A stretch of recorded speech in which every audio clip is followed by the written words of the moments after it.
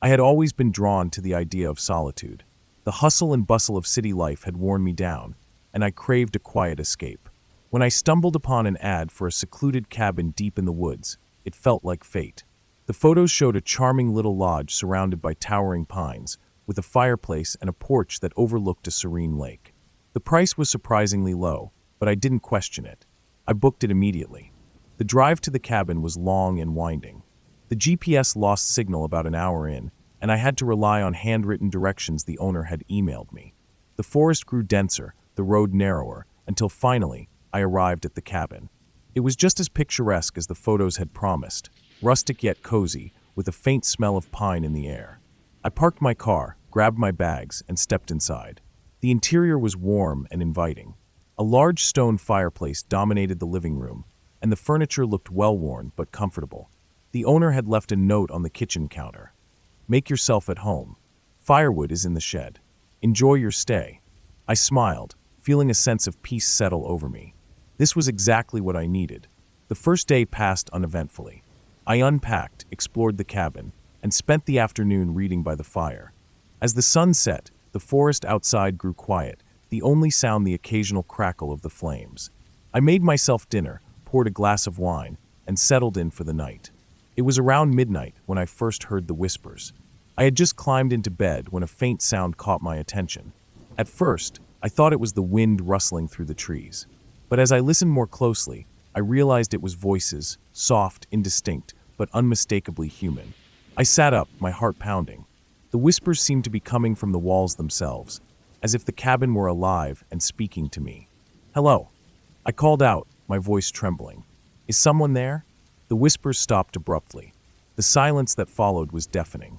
I told myself it was just my imagination, a trick of the wind or the settling of the old cabin. But deep down, I knew it wasn't. Something was wrong. I spent the rest of the night lying awake, staring at the ceiling. The whispers didn't return, but the sense of unease lingered. When morning came, I convinced myself it had been a one-time thing. I made breakfast, went for a walk in the woods, and tried to shake off the lingering dread. But that night, the whispers returned. This time, they were louder, more insistent. I could almost make out words, though they were still too faint to understand. I pressed my ear to the wall, trying to decipher the message, but the voices seemed to shift and move, always just out of reach. My skin prickled with fear. I grabbed my phone, but there was no signal. I was completely alone. The whispers grew louder, more urgent. They seemed to be coming from all around me now, echoing through the cabin. I covered my ears, but the sound seeped through, filling my head with a cacophony of voices. And then, clear as day, I heard it, *, leave now. *. I froze. The voice was low and guttural, unlike anything I had ever heard. It didn't sound human. My heart raced as I scrambled out of bed, my mind screaming at me to run. But where would I go? The nearest town was miles away, and the forest outside was pitch black. I grabbed a flashlight and a knife from the kitchen, determined to wait out the night. I sat on the couch, my back to the wall, and tried to steady my breathing. The whispers had stopped, but the silence was almost worse. I felt like I was being watched, like something was lurking just out of sight. Hours passed, and exhaustion finally overtook me. I must have dozed off, because the next thing I knew, I was jolted awake by a loud thud.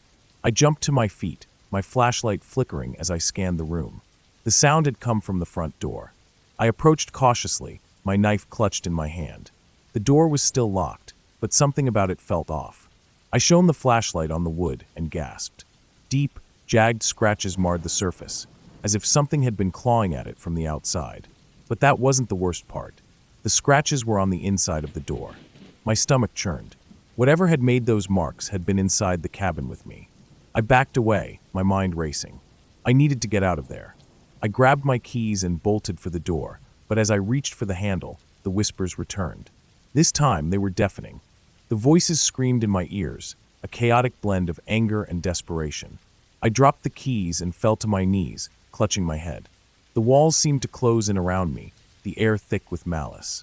And then, as suddenly as they had started, the whispers stopped. I don't know how long I sat there, trembling and gasping for air. When I finally gathered the courage to move, I grabbed my keys and fled the cabin. I didn't stop to pack my things. I didn't look back. I just ran. The drive back to civilization was a blur. When I finally reached the safety of my apartment, I collapsed on the couch, too exhausted to think. But the whispers followed me. Even now, in the quiet of my own home, I can still hear them, faint but persistent, urging me to return. I don't know what was in that cabin, but I know one thing for certain.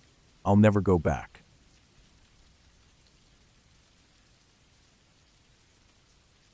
I had always loved the winter. There was something magical about the way the snow blanketed the world, turning even the most ordinary landscapes into scenes from a fairy tale.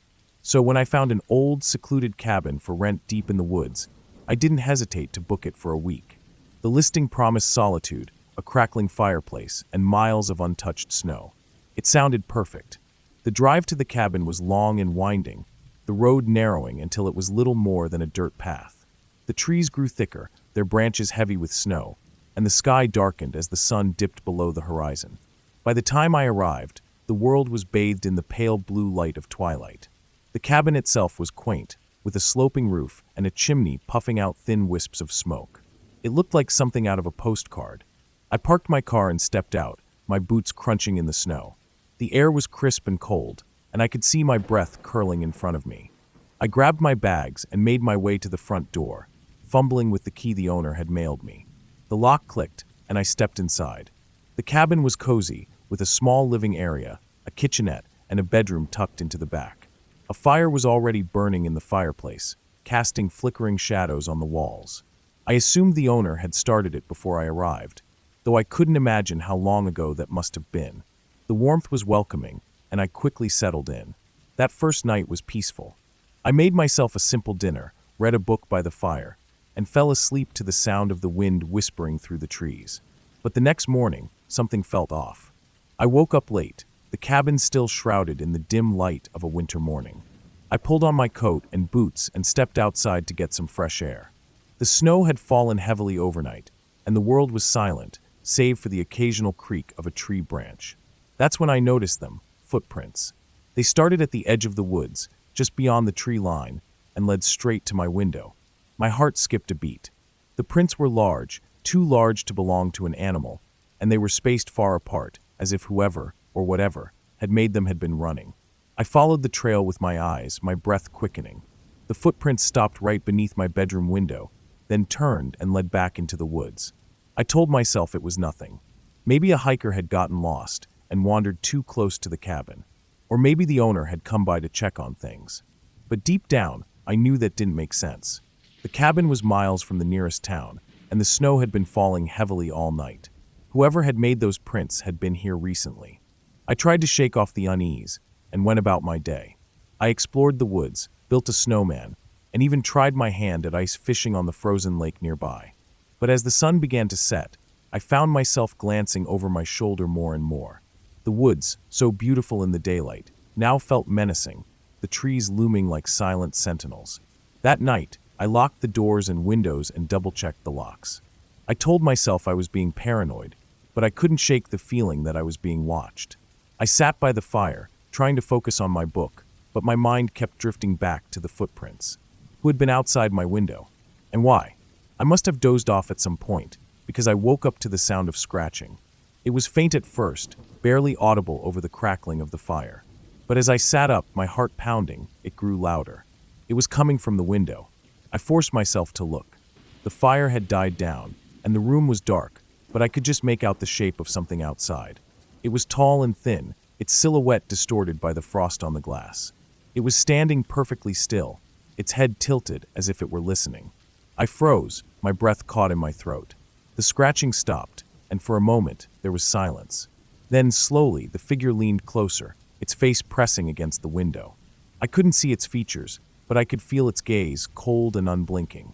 I don't know how long I sat there, too terrified to move. Eventually, the figure stepped back and disappeared into the night. I waited until the first light of dawn before I dared to leave the cabin. The footprints were back, this time leading right up to the door. I packed my things as quickly as I could and got in my car. As I drove away, I glanced in the rearview mirror. Standing at the edge of the woods, barely visible through the falling snow, was the figure. It was watching me leave. I never went back to that cabin. But sometimes, on cold winter nights, I wake up to the sound of scratching at my window. And when I look outside, I see footprints in the snow.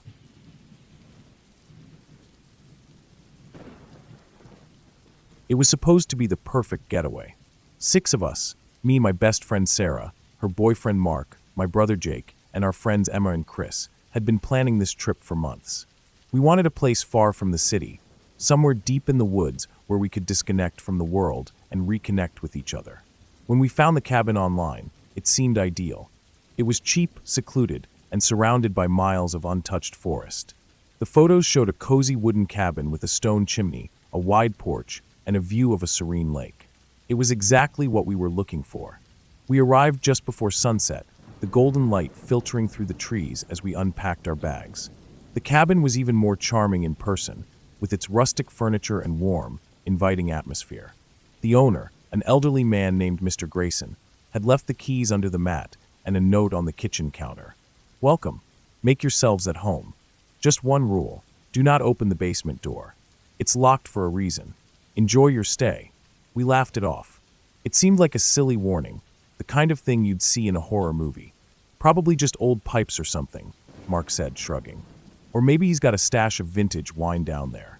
We spent the evening cooking dinner, playing board games, and sharing stories by the fireplace. The cabin felt alive with laughter and warmth, and for a while, I forgot about the strange note. But as the night wore on, I couldn't shake the feeling that something was off. The air felt heavier, the shadows darker, and the silence outside was unnerving. No crickets, no owls, just an eerie stillness. The next morning, curiosity got the better of us. Over breakfast, Jake brought up the basement. "What do you think is down there?" he asked, his tone playful but his eyes gleaming with mischief. "Probably nothing," Sarah said, rolling her eyes. "But I'm not about to test it. That note gave me the creeps." "Come on," Chris chimed in. "You're not even a little curious? What if it's like a secret dungeon or something?" Emma laughed nervously. "Or what if it's just a bunch of old junk? Either way, I don't think we should mess with it." But Jake and Chris were already heading toward the door. It was tucked away in a corner of the kitchen, a heavy wooden door with a rusted padlock. The lock looked old, but it wasn't secure, just looped through the latch, not actually locked. Jake reached for it, but I grabbed his arm. "Don't," I said. "What if it's dangerous?" "Dangerous," he scoffed. "It's a basement, not a minefield. Relax." Before I could stop him, he unhooked the lock and pulled the door open. A rush of cold, damp air hit us, carrying the scent of mildew and something metallic. The stairs leading down were steep and narrow, disappearing into darkness. Jake flicked on his phone's flashlight and took a step down. "Jake, don't," I said again, but he ignored me. Chris followed, and after a moment of hesitation, the rest of us trailed behind. The stairs creaked under our weight, the sound echoing in the confined space. At the bottom, we found a small, dimly lit room filled with dusty boxes, old furniture, and a single, flickering light bulb hanging from the ceiling. But what caught our attention was the wall. It was covered in photographs, dozens of them, pinned haphazardly to the wood. At first, I thought they were just old family photos, but as I got closer, I realized they were pictures of people I didn't recognize. Men, women, even children, all smiling at the camera. Some of the photos were faded, others looked recent. And in the corner of each one, written in red ink, was a date. "What the hell is this?" Sarah whispered, her voice trembling. I reached for one of the photos, my fingers brushing against the edge. The moment I touched it, the light bulb above us flickered and went out, plunging the room into darkness. Someone screamed, and I felt a hand grab my arm. "Get out!" Mark shouted. "Now!" We stumbled up the stairs, tripping over each other in our panic. When we reached the top, Jake slammed the door shut and reattached the padlock. We stood there, breathing heavily, staring at the door as if it might burst open at any moment. That night, none of us could sleep. We sat in the living room, the fire crackling in the fireplace, trying to make sense of what we'd seen. "Who were those people?" Emma asked, her voice barely above a whisper. "And why were there photos down there?" "Maybe they were previous guests," Chris suggested. "Like a guest book or something." "A guest book?" Sarah snapped. "With dates written in red ink? That's not a guest book. That's something else." I didn't say anything. I couldn't stop thinking about the dates. Some of them were from years ago, but others were more recent, within the last few months.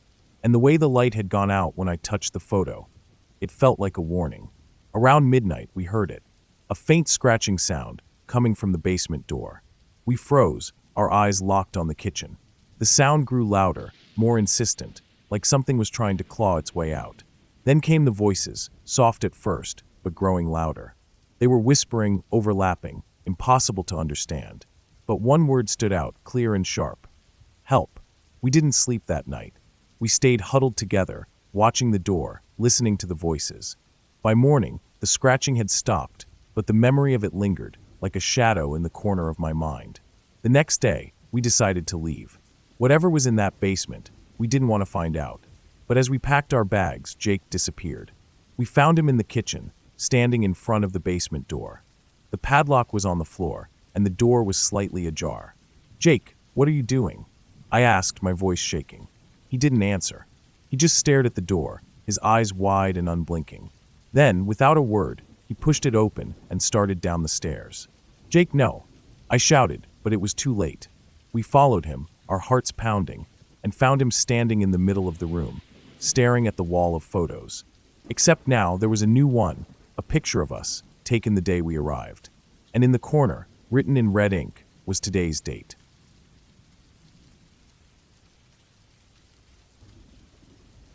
I had always loved the idea of solitude.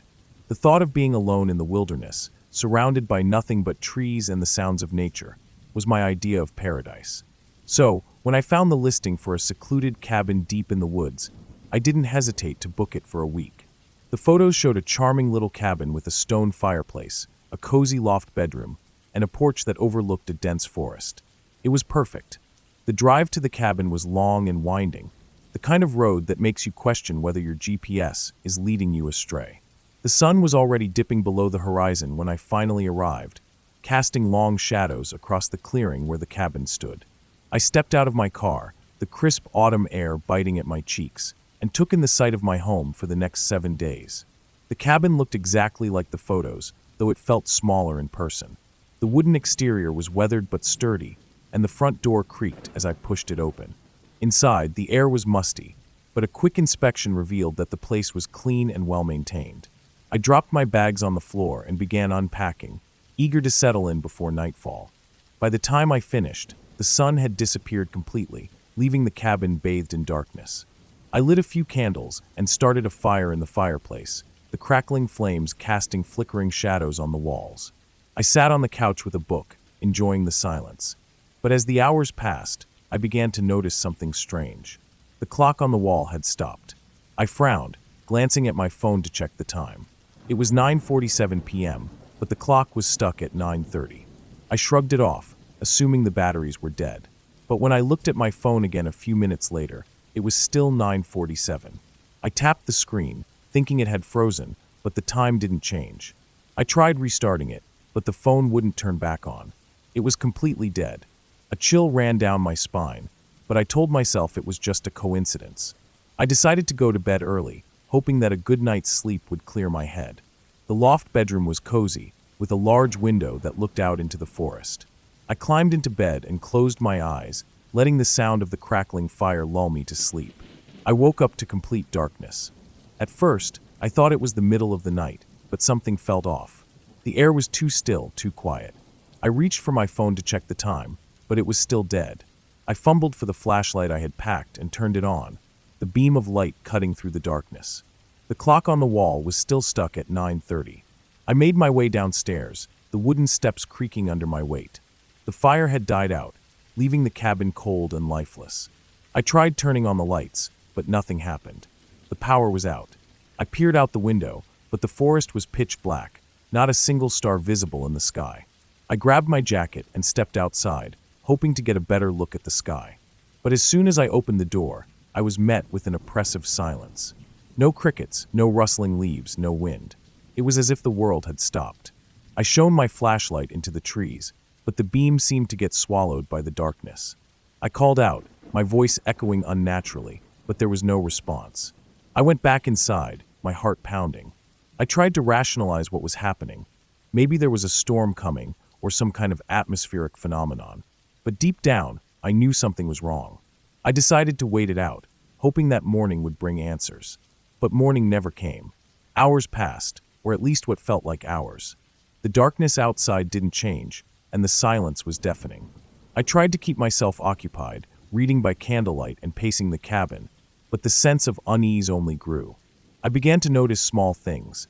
The way the shadows seemed to move when I wasn't looking, the faint sound of footsteps outside, the feeling of being watched. I tried to leave. I packed my things and got in my car, but the engine wouldn't start. The battery was dead, just like my phone.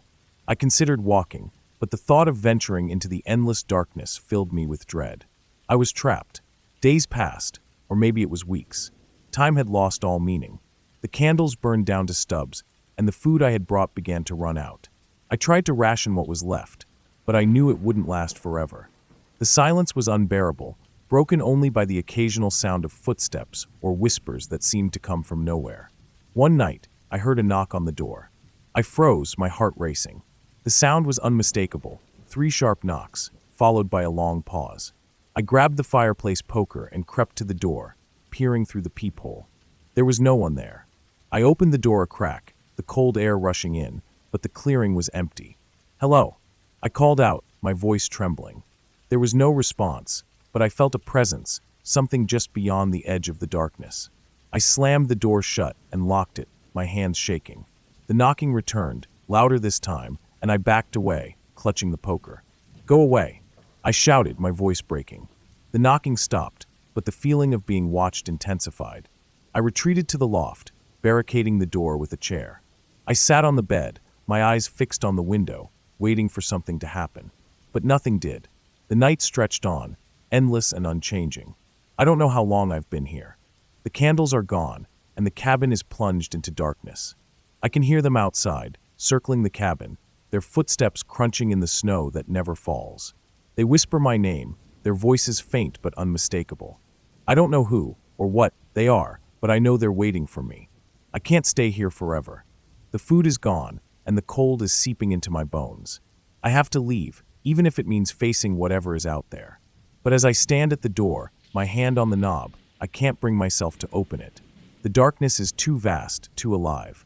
And so I wait, trapped in this never-ending night, wondering if I'll ever see the sun again.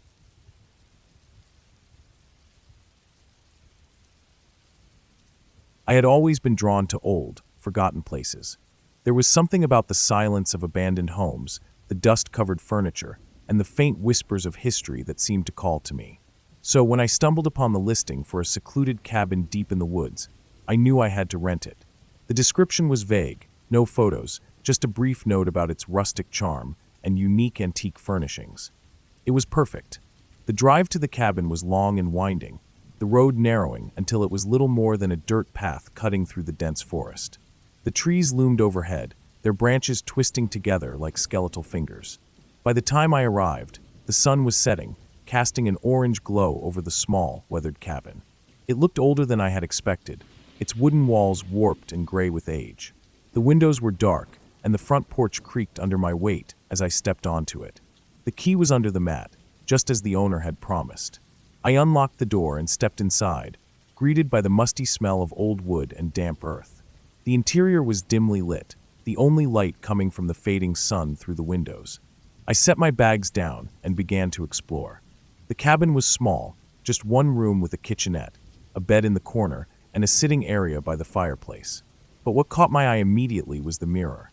It hung above the fireplace, an ornate, antique piece with a tarnished silver frame. The glass was slightly warped, giving my reflection a distorted, almost dreamlike quality. I stared at it for a moment, fascinated by its age and craftsmanship.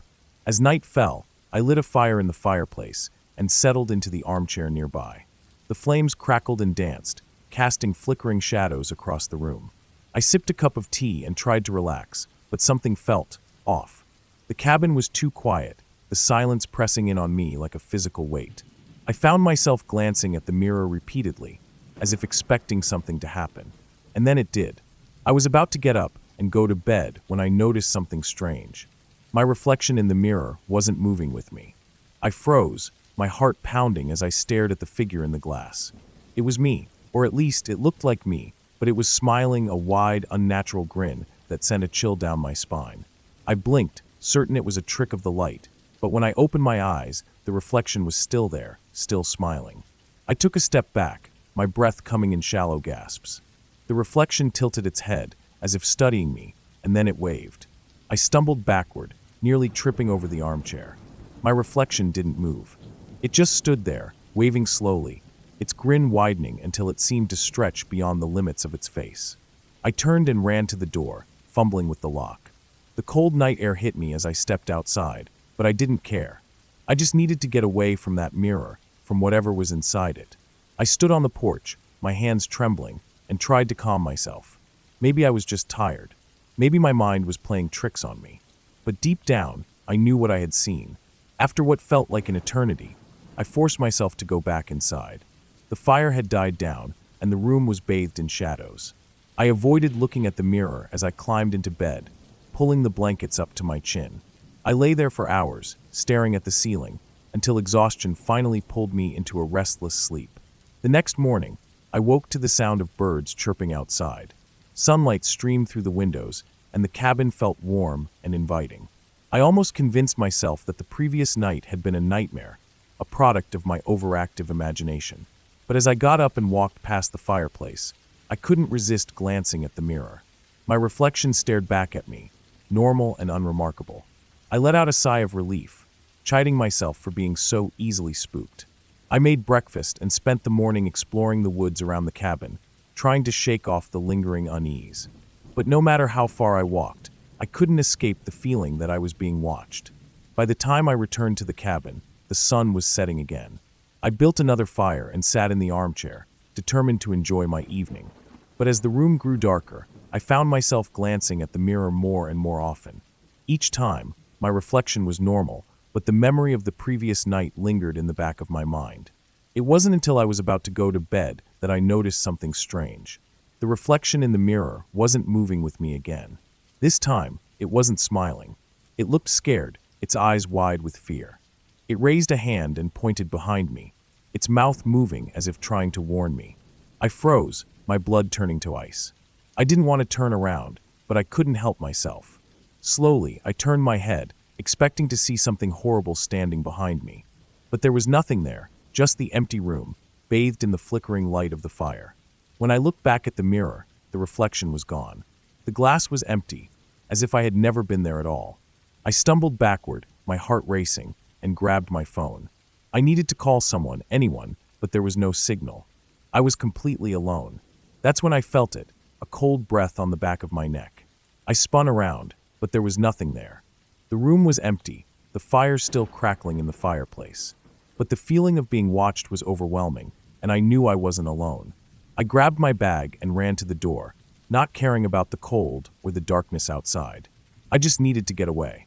As I stepped onto the porch, I glanced back at the mirror one last time. My reflection was there again, but it wasn't alone. Behind it, in the shadows of the glass, I saw a figure, a tall, thin shape with glowing eyes and a twisted smile.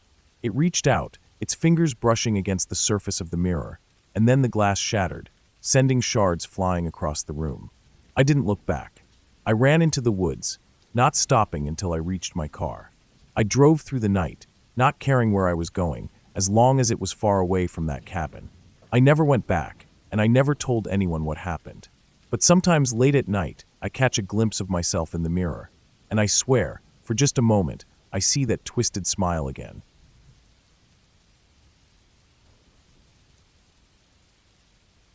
I had always loved the idea of solitude.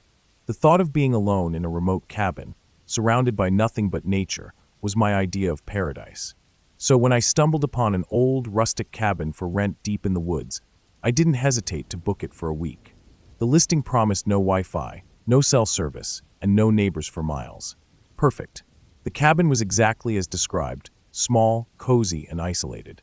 It had a single bedroom, a tiny kitchen, and a living room dominated by a massive stone fireplace. The owner had left a stack of firewood on the porch, along with a note. "The nights get cold. Keep the fire burning." I smiled at the warning. I was no stranger to the wilderness. The first day was uneventful. I unpacked, explored the surrounding forest, and settled in with a book by the fire. As the sun set, the temperature dropped rapidly, and the fire became my only source of warmth. I sat cross-legged on the floor, staring into the flames, letting the crackling sounds lull me into a sense of peace. But then, something strange happened. As I watched the fire, I thought I saw a face forming in the flames. It was faint, almost imperceptible, but it was there, a pair of eyes, a mouth twisted into a grin. I blinked, and it was gone. I shook my head, chalking it up to fatigue or an overactive imagination. Still, the image lingered in my mind. That night, I slept fitfully. The cabin creaked and groaned with every gust of wind, and the forest outside seemed alive with unseen movements. I woke up several times, convinced I heard footsteps on the porch or scratching at the windows. Each time, I told myself it was just the wind. The next morning, I tried to shake off the unease. I spent the day hiking, hoping the fresh air would clear my head. But as the sun dipped below the trees, the dread returned. The cabin felt colder than before, even with the fire roaring in the hearth. I sat by the fireplace again, staring into the flames. This time, the face returned almost immediately. It was clearer now, a man's face, gaunt and hollow-eyed, his mouth stretched into a wide, unnatural smile. His eyes locked onto mine, and I felt a chill run down my spine. "Hello," I whispered, my voice trembling. The face didn't respond, but the flames seemed to grow brighter, hotter. I leaned closer, unable to look away. And then I heard it, laughter. Soft at first, barely audible over the crackling of the fire, but growing louder and more distinct. It was a low, guttural sound, filled with malice. I scrambled backward, my heart pounding. The laughter followed me, echoing in the small room. I grabbed the poker from the fireplace and held it like a weapon, my eyes darting around the cabin. But there was no one there. Just me, the fire, and the face that still watched me from the flames. I didn't sleep that night. I sat in the corner of the room, clutching the poker, staring at the fire until it burned down to embers. The face disappeared with the flames, but the laughter lingered in my mind, taunting me. By morning, I was exhausted but determined to leave. I packed my things quickly, eager to get as far away from the cabin as possible. But as I stepped onto the porch, I froze. The forest was gone. Where there had once been trees, there was now only a vast, empty void. The sky was a dull gray, and the ground was covered in ash. The cabin was the only thing that remained, standing alone in the emptiness. I turned back to the door, but it was gone. The windows were gone too, replaced by solid walls. The only exit was the fireplace, its flames burning brighter than ever. The face was back, grinning at me from the fire. "Welcome home," it said, its voice a low, guttural growl. I tried to scream, but no sound came out. The flames reached out, wrapping around me like tendrils, pulling me into the hearth. The last thing I saw was the face, its smile widening as the fire consumed me.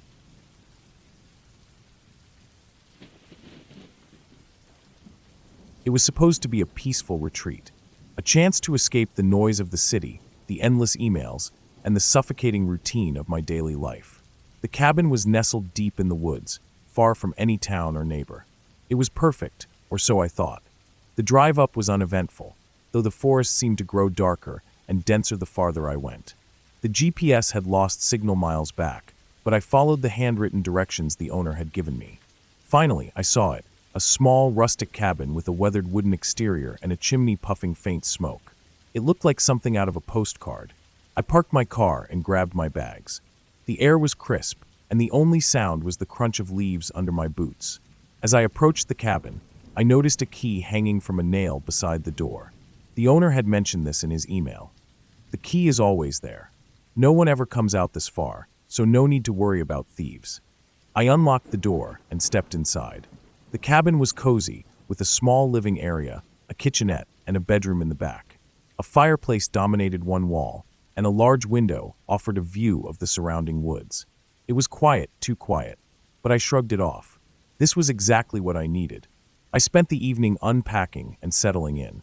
I made a simple dinner, read a book by the fire, and enjoyed the silence. As night fell, the woods outside grew darker, and the cabin felt smaller, more enclosed. I double-checked the locks on the doors and windows, a habit from living in the city. The key was still hanging outside, glinting in the moonlight. I went to bed early, exhausted from the drive. The bedroom was small but comfortable, with a large window that looked out into the forest. I closed the curtains, not wanting to see the endless darkness outside. I woke up sometime in the middle of the night. The cabin was pitch black, and the fire had died down to embers. I lay there, listening to the silence, when I heard it, a faint tapping sound. It was coming from the front door. My heart raced. I told myself it was just a branch hitting the door or an animal scratching at the wood. But the sound was too deliberate, too rhythmic. Tap, tap, tap. I grabbed my phone and turned on the flashlight. The beam of light cut through the darkness as I crept toward the front door. The tapping stopped. I peered through the peephole, but saw nothing.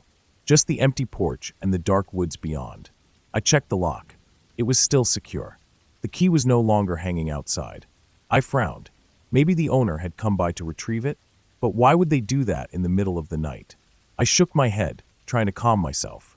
I was being paranoid. I went back to bed, but sleep didn't come easily. The next morning, I woke up to sunlight streaming through the curtains. The events of the night felt like a distant dream. I made coffee and sat by the window, watching the forest come alive with birdsong and rustling leaves. But something nagged at me. The key. It was still missing. I searched the cabin, thinking maybe I had brought it inside without realizing it. It wasn't in the kitchen, the living room, or the bedroom. I even checked my bags, but it was nowhere to be found. I stepped outside and examined the nail where the key had been. It was empty, just as I remembered. I walked around the cabin, looking for any sign of the key or an intruder. There were no footprints, no broken branches, nothing. I tried to shake off the unease. Maybe the owner had taken it. I decided to call them, but my phone had no signal. Of course, I was in the middle of nowhere. As the day wore on, I tried to distract myself with books and a walk in the woods. But the forest felt different now, oppressive almost. The trees seemed to close in around me, and the sunlight barely penetrated the thick canopy. By nightfall, I was on edge. I locked the door again, this time using the deadbolt. I even dragged a chair in front of the door for good measure. The key was still missing, and I couldn't shake the feeling that something was wrong. I sat by the fire, trying to relax, but every sound made me jump. The creak of the floorboards, the rustle of the wind, it all felt amplified in the silence. I finally went to bed, but sleep wouldn't come. Then I heard it again. Tap, tap, tap. My blood ran cold. I grabbed my phone and crept to the front door. The tapping was louder this time, more insistent. I looked through the peephole and saw nothing. But as I stepped back, I heard a voice, a low, guttural whisper. "Let me in." I froze. The voice was coming from the other side of the door. It sounded human, but there was something off about it, something unnatural. "Let me in," it repeated louder this time. I backed away, my heart pounding. The chair I had placed in front of the door began to scrape across the floor, as if someone, or something, was pushing against it. I ran to the bedroom and barricaded the door, my hands trembling. The pounding started then. It wasn't just tapping anymore, it was a full-on assault. The door shook in its frame, and I heard the voice again, screaming now. "You took my key. You took my key." I covered my ears, trying to block out the sound. The pounding continued for what felt like hours before it finally stopped. I stayed in the bedroom until morning, too terrified to move. When the sun rose, I cautiously opened the bedroom door.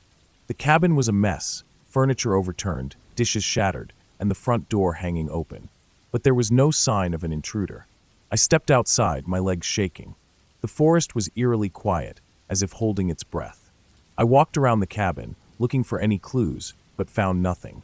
Then I felt something in my pocket. I reached in and pulled out the key. It was cold to the touch, and the metal was tarnished, as if it had been buried for years. I stared at it, my mind racing. How had it gotten there? I hadn't touched it since the first night. And yet, here it was, as if it had been waiting for me to find it. I didn't wait to pack my things. I threw everything into my car and drove away as fast as I could. The cabin disappeared in my rearview mirror, but the feeling of dread stayed with me. I never went back to that cabin. I tried to contact the owner, but the email bounced back, and the phone number was disconnected. It was as if the place had never existed. But sometimes late at night, I hear a faint tapping at my door. And when I check, there's nothing there, just the cold, tarnished key lying on the doorsteps.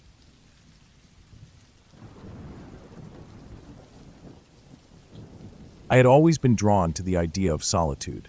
The hustle and bustle of city life had worn me down, and I craved the quiet embrace of nature. So, when I stumbled upon an ad for a secluded cabin deep in the woods, I didn't hesitate to book it for a week. The photos showed a quaint, rustic cabin surrounded by towering pines, with a small lake glistening in the distance. It was perfect. The drive to the cabin was long and winding, the road narrowing until it became little more than a dirt path. By the time I arrived, the sun was dipping below the horizon, casting long shadows across the forest. The cabin itself was exactly as advertised, small, cozy, and utterly isolated. I parked my car, grabbed my bags, and stepped inside. The interior was warm and inviting, with a stone fireplace, wooden beams, and a large window that looked out into the woods. I dropped my bags on the floor and took a deep breath, savoring the silence. This was exactly what I needed. As I unpacked, I noticed a drawer in the bedside table that was slightly ajar. Curious, I pulled it open and found an old leather-bound journal tucked inside. The cover was worn, the edges frayed, and the pages yellowed with age. I flipped it open and saw that it was filled with handwritten entries. The first page was dated almost a year ago, October 12th, 2024. I arrived at the cabin today. It's beautiful here, peaceful, quiet, exactly what I needed. But there's something off. I can't quite put my finger on it.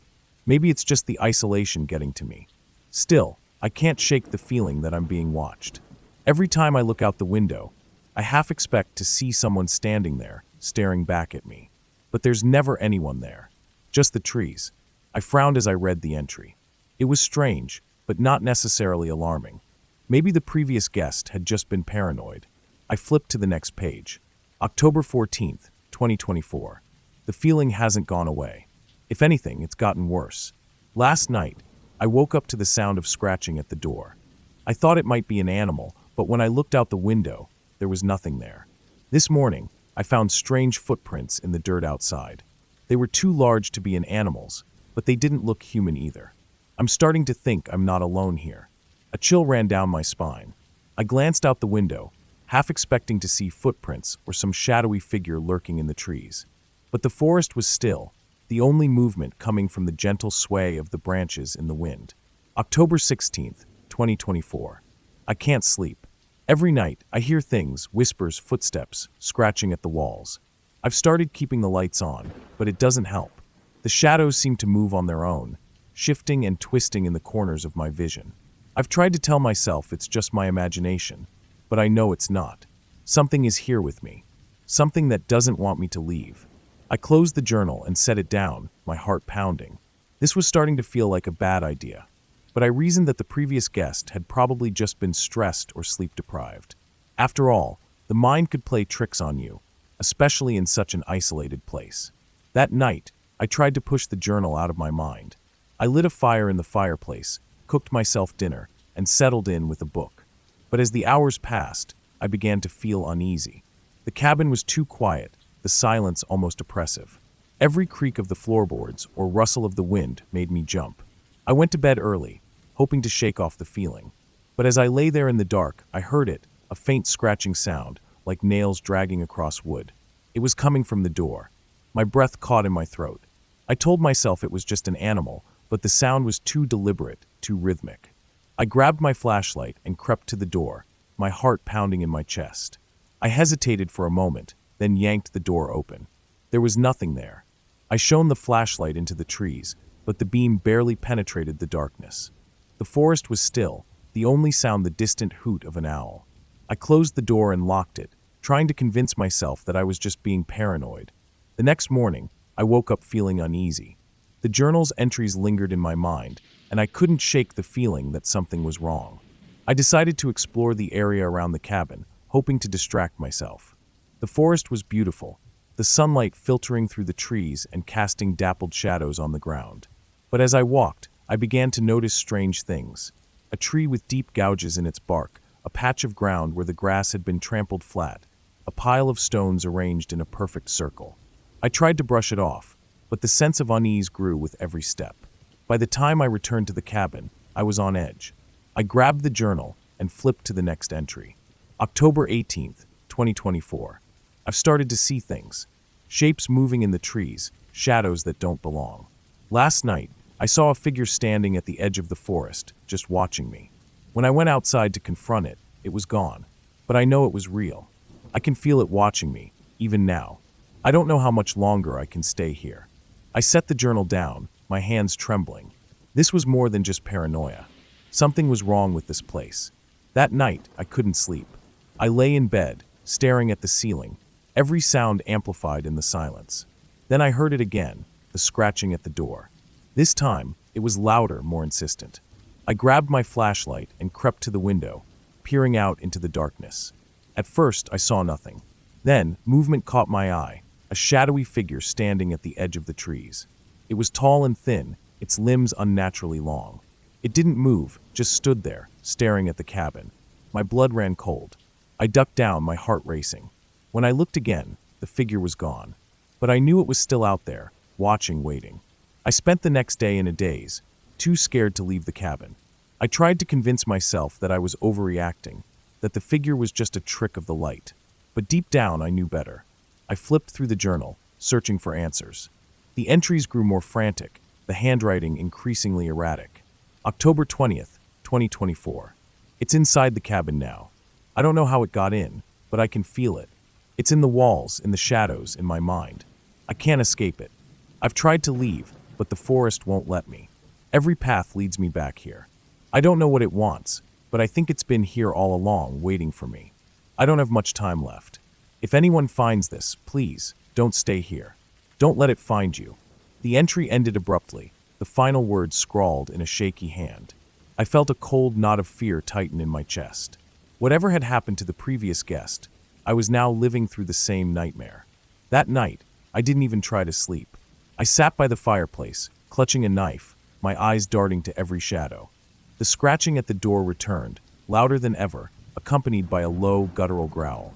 Then, the lights went out. I fumbled for my flashlight, but it wouldn't turn on. The fire in the fireplace flickered and died, plunging the cabin into darkness. I could hear something moving inside the cabin, its breath ragged and wet. It was close. I backed into a corner, my heart pounding. The air grew colder, and I could feel something watching me, its presence suffocating. I closed my eyes, praying for it to go away. When I opened them again, the cabin was silent. The lights were back on, and the fire was burning as if nothing had happened. But I knew it wasn't over. Whatever was in the cabin, it wasn't going to let me leave. I spent the next few days in a state of constant fear, barely sleeping, barely eating. The figure in the forest appeared every night, its presence growing stronger. The scratching at the door became pounding, the whispers turned to screams. Finally, I couldn't take it anymore. I packed my bags and ran for the car, the forest closing in around me. The engine roared to life, and I sped down the dirt path, the trees whipping past in a blur. I didn't stop until I was miles away, the cabin far behind me. But even now, I can't shake the feeling that it's still watching me, waiting for me to return. And sometimes late at night, I hear the scratching at my door.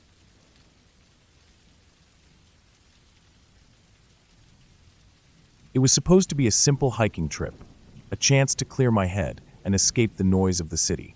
I had packed light, a tent, some food, a flashlight, and a map of the forest trails.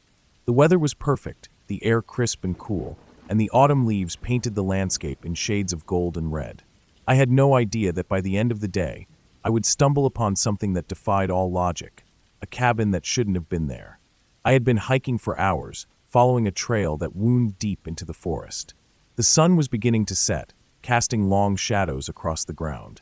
I knew I needed to find a place to set up camp soon, but the dense trees offered little in the way of flat, open spaces. Just as I was starting to worry, I saw it. A small, rustic cabin nestled in a clearing. At first, I thought it was a mirage, a trick of the fading light. But as I approached, I realized it was real. The cabin was old, its wooden walls weathered and gray, with a chimney that leaned slightly to one side. The windows were dark, and the door hung slightly ajar, creaking softly in the breeze. It looked abandoned, but there was something oddly inviting about it. I hesitated for a moment, glancing around. There were no signs of life, no cars, no smoke from the chimney, no footprints in the dirt. The forest was eerily silent, as if holding its breath. I called out, "Hello? Is anyone here?" My voice echoed, but there was no response. Curiosity got the better of me. I stepped inside, my flashlight cutting through the gloom. The interior was sparse but surprisingly clean. A wooden table stood in the center of the room, flanked by 2 chairs. A fireplace took up one wall, its hearth cold and empty. A narrow staircase led to a loft, where I assumed a bed might be. The air smelled of damp wood and something else, something faintly metallic like blood. I decided to stay the night. After all, it was better than setting up a tent in the dark. I lit a fire in the fireplace, the flames casting flickering shadows on the walls. The warmth was comforting, and I began to relax. I ate a quick meal of canned beans and bread, then climbed up to the loft to check the bed. It was old but serviceable, with a thin mattress and a woolen blanket. As I lay down, I noticed something strange. The walls of the cabin seemed to hum faintly, a low, almost imperceptible vibration. I told myself it was just the wind or the settling of the old wood, but the sound was unsettling. I closed my eyes, trying to ignore it. Sometime later, I woke up to the sound of footsteps. My heart raced as I sat up, straining to listen. The footsteps were slow and deliberate, moving across the floor below.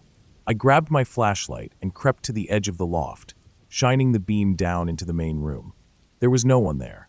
I told myself it was just my imagination, but the footsteps continued, circling the cabin. Then came the knocking, soft at first, then louder, more insistent. It wasn't coming from the door. It was coming from the walls, as if something was trying to get in or out. I stayed in the loft, too terrified to move. The knocking grew louder, accompanied by a low, guttural growl. I covered my ears, but the sound seemed to come from inside my head. Finally, after what felt like hours, the noise stopped. The cabin was silent again, but the air felt heavier, charged with an unseen presence. When I woke up, sunlight streamed through the windows. I felt a surge of relief, thinking the nightmare was over. But as I climbed down from the loft, I realized something was wrong. The cabin was gone. I was standing in the middle of the forest, surrounded by trees. The clearing, the fireplace, the table, all of it had vanished. My backpack was on the ground beside me, along with the blanket from the bed. But the cabin itself was nowhere to be seen. I stumbled through the forest, trying to retrace my steps. My mind raced, trying to make sense of what had happened. Had I imagined the whole thing? But the blanket was real, and so was the lingering sense of dread that clung to me like a second skin. I made it back to civilization, shaken but alive. I told myself it was just a strange dream, a trick of the mind. But that night, as I lay in my own bed, I heard it again, the knocking. It started softly like before, but this time it was coming from my front door. I froze, my heart pounding. The knocking grew louder, more urgent. I forced myself to get up and look through the peephole. Outside, in the dim light of the street lamp, I saw it, the cabin. It was standing in the middle of the road, its door wide open, darkness spilling out like smoke. I slammed the door shut and backed away, but the knocking didn't stop. It followed me through the house, coming from the walls, the windows, even the ceiling. And then I heard the voice, low and rasping. "You shouldn't have left. That was weeks ago. The cabin hasn't left me since." Every night, I hear the knocking. Every night, I see it in the distance, waiting. I've tried to run, to hide, but it always finds me. The forest is alive, and it's watching. The cabin is its gateway, and I'm trapped. I don't know how much longer I can hold out. The knocking is louder now, more insistent. The voice is clearer, whispering my name. I can feel it pulling me back to the cabin, back to the forest. And I know, sooner or later, I'll have to answer.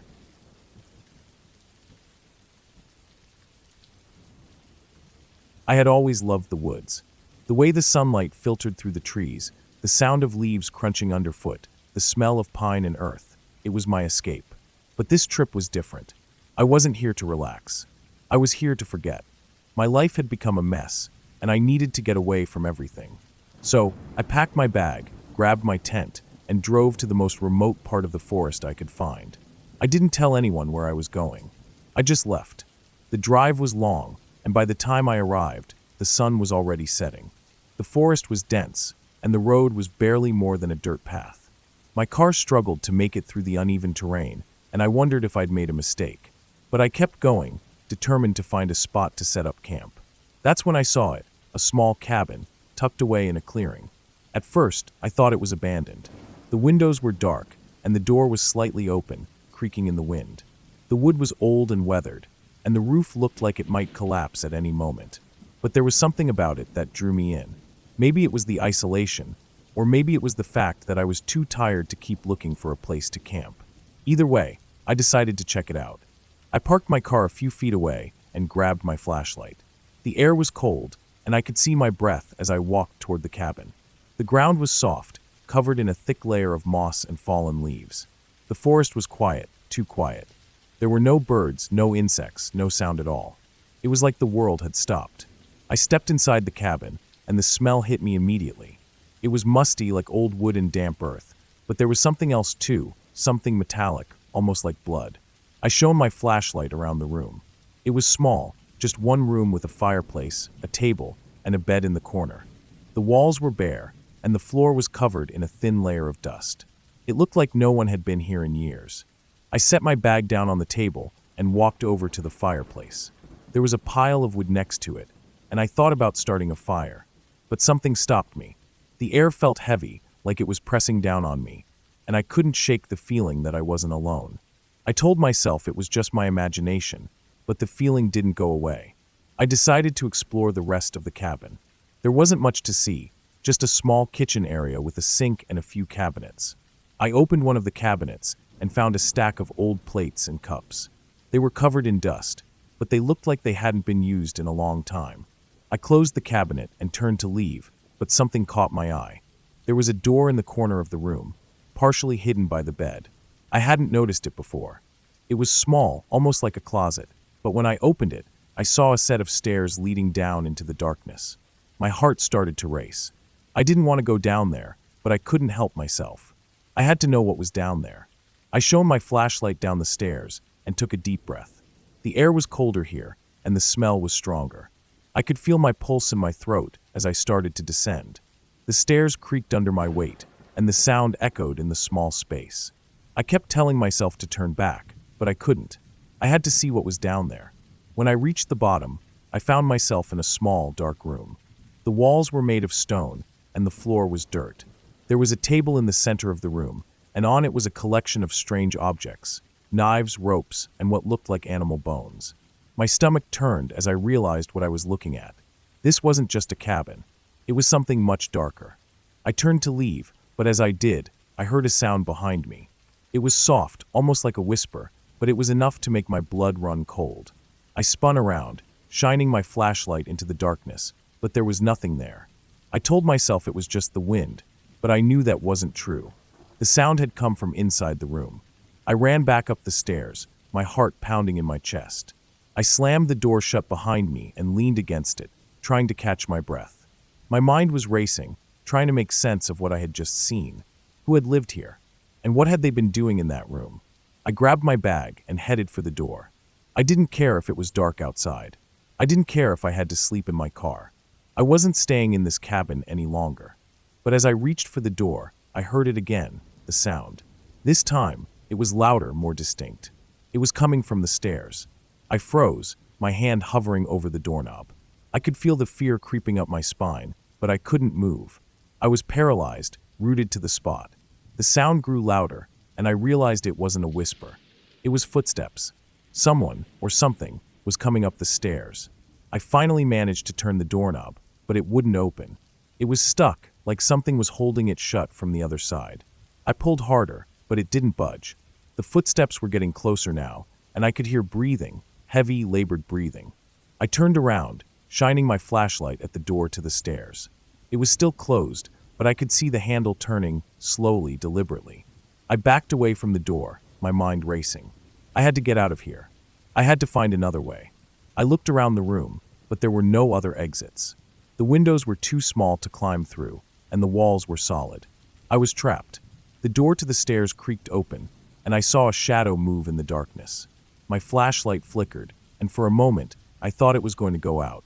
I shook it, and the light steadied, but the shadow was still there, moving closer. I could see it now, a figure, tall and thin, with long, bony fingers. It was wearing a tattered coat, and its face was hidden in the shadows. I backed into the corner of the room, my heart pounding in my chest. The figure stepped into the light, and I saw its face. It was human, but barely. Its skin was pale and stretched tight over its bones, and its eyes were sunken and hollow. It smiled, revealing a mouth full of broken, yellow teeth. I wanted to scream, but no sound came out. I wanted to run, but my legs wouldn't move. The figure took another step toward me, and I could smell it now, a sickly sweet smell like rotting meat. It reached out a hand, and I could see the dirt under its nails, the bloodstains on its fingers. I closed my eyes, waiting for it to grab me, but nothing happened. When I opened them again, the figure was gone. The room was empty, and the door to the stairs was closed. I didn't know if it had been real or if I had imagined it, but I didn't care. I had to get out of here. I ran to the door and pulled on the handle. This time, it opened easily. I stumbled outside, gasping for air. The forest was still quiet, but it felt different now. The trees seemed taller, the shadows darker. I didn't look back. I just ran. I made it to my car and fumbled with the keys, my hands shaking so badly I could barely get them in the ignition. The engine roared to life, and I slammed my foot on the gas. The tires spun in the dirt, and for a moment, I thought I was stuck. But then the car lurched forward, and I was speeding down the dirt path, away from the cabin. I didn't stop until I reached the main road. My hands were still shaking, and my heart was still racing, but I was safe. I looked in the rearview mirror, half expecting to see the figure standing there, but there was nothing. Just the empty road behind me. I drove home in silence, my mind replaying what had happened over and over again. I didn't know if the figure had been real or if it had just been my imagination, but I knew one thing for sure. I was never going back to that cabin. When I got home, I locked the doors and turned on all the lights. I couldn't shake the feeling that I was being watched, that the figure was still out there, waiting. I tried to tell myself it was just my mind playing tricks on me, but I couldn't shake the fear. Days turned into weeks, and slowly, I started to feel normal again. I went back to work, back to my routine. But every now and then, I would catch a glimpse of something out of the corner of my eye. A shadow moving in the dark, a figure standing in the distance. And every time, my heart would race, and I would feel that same fear creeping up my spine. I never told anyone what happened in the cabin. I didn't think they would believe me, but I knew the truth. The cabin was real, and so was the figure. And no matter how far I ran, I could never escape it.